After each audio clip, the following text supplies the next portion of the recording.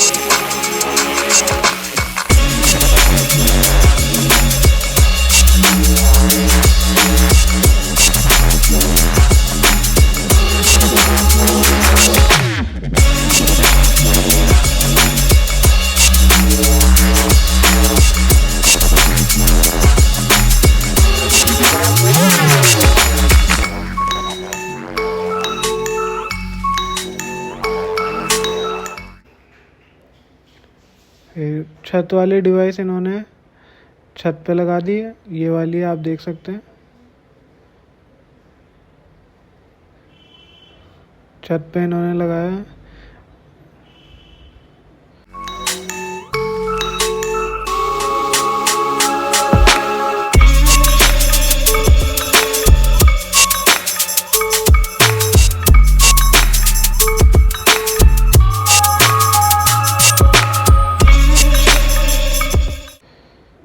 और ये जो छत वाली डिवाइस है इसमें 2 बार वायर भी लपेट दिया है एक्स्ट्रा।